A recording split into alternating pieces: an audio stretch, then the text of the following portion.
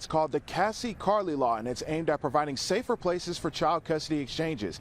And Cassie's sister Rayanne tells me this is the perfect way to keep her sister's memory alive. It's called the Rapid Deploy System, and thanks to that, and of course a cool head, they were able to get the man back on the boat safely. Mount Vernon PD still going up and down Highway 43, checking to make sure there are no other injuries. But as of right now, again, just that one person who was taken to the hospital with minor injuries is supposed to be okay. We'll be sure to check in with you during our next half hour to bring you some more images from Cedar Creek Landing. They've been flying for about the last hour. We're standing kind of far back because some of them are going a little bit out of bounds, but the fish have been flying since about 10 o'clock, and it's all to help some of the children in our area. Now, this is a really fun event. Myself and photojournalist Lauren Chisholm Beasley actually took a shot at throwing a mullet a little bit ago, and if you've been a mullet toss at the Floribama, you know it's a lot harder than it looks. Brandon Hallman says his friend Ruthba Yasmin is originally from Bangladesh and was going to her first New Year's Eve celebration here in America.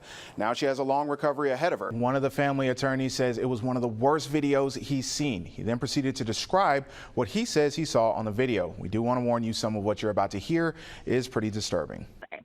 An app that we can use so we can video. Dispatchers at the Walton County Sheriff's Office have a new program that gives them a first-hand look at an emergency. It definitely helps our responders for us to be able to see what they see. It's called Rapid Deploy. Communications Training Officer Heather Mayo says the Sheriff's Office has had it for about a year. She says when someone calls 911, a dispatcher can send them a text asking for permission to use the phone's camera. Once a caller agrees, the dispatcher can see exactly what they see and use that information to help them. Walton County 911, what's the address of the emergency? The Rapid Deploy system was put to the test last week when Mayo received a frantic 911 call from a woman who said her husband fell off their boat in the Choctawhatchee Bay. And they were stacking in the water, and he was trying to grudgingly make his way towards it. The boat wasn't running, and she didn't know how to start it. With her being in the boat, it being so big, the wind was really pushing her further away. And then she lost sight. After a while, she lost sight of her husband. Perfect. I see the boat. Okay. Not only did Rapid Deploy allow Mayo to see what the caller was seeing, but she says the system marked exactly where she originally called from, as well as how far she was drifting away from her husband. She started going a little bit towards Panama City, I'll be honest, and he was more towards Daeshen. Without that marker, it's kind of like you're blind. Okay, you know where the black handles are by the steering wheel. Mayo says her and her team were able to see what kind of boat the caller had and walk her through how to restart it. Got him in neutral. I got it going. Before finally guiding her back to her husband and getting him back on the boat to safety. Time is of the essence. The faster that we got that boat started, the faster she got back to her husband. Everyone helped save her and her husband. Brandon Hallman and his friends were some of the thousands of people celebrating New Year's Eve in downtown Mobile. Hallman says they were walking down Dauphin Street for the Third Eye Blind concert when they started hearing gunshots. Whenever they heard it, they thought it was those firework poppers that you throw on the ground. But for me, I immediately knew and told them to run. Hallman says he and his friends ran down Dauphin Street to take cover as the shots continued. Hallman says he caught a quick glimpse of what happened.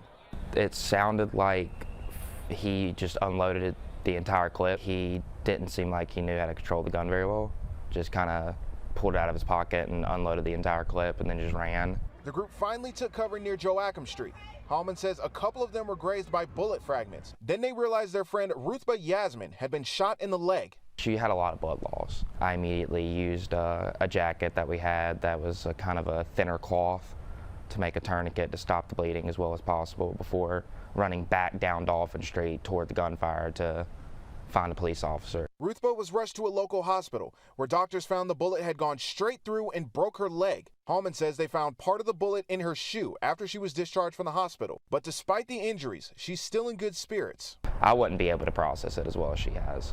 It's been inspiring. Ruthba's entire family is still in her home country of Bangladesh while she works to get her graduate degree in electrical engineering at South Alabama. So her friends are doing everything they can to help her recover at home. She definitely didn't deserve this. I don't think anybody deserves this, but she definitely doesn't. And I think she needs as much help as possible. Justice for Jay! Justice for Jay! Since then, the family and their supporters have demanded the release of the body camera video from that night. Wednesday morning, the family and their attorneys were finally able to see what happened. And I put it right up there with the George Floyd. MPD says officers approached Dallas while responding to a nearby call. Civil rights attorney Harry Daniels says Dallas told them he had done nothing wrong. After they asked for his ID, Daniels says Dallas tried to run.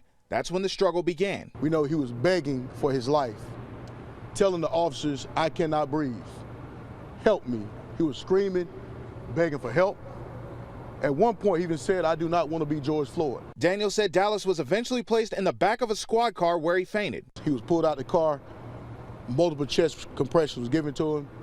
He never regained consciousness. Watching the incident back was extremely difficult for Dallas's family. This is one of the worst days of my life. I seen my son actually die. Since the incident, a Mobile County grand jury has cleared both officers of any wrongdoing, and a medical examiner said Dallas's death was caused by underlying health issues and drug use that were exacerbated by the struggle with officers. Daniels refutes claims that Dallas reached for the officer's taser and that he started the confrontation. This attorney Blackwood said the other day that Jawan initiated law enforcement. That's a damn lie. That's not true. They initiated him. They initiated him. Unlawfully initiating him. Unlawfully asking for his identification. When the state of Alabama don't require one to do so.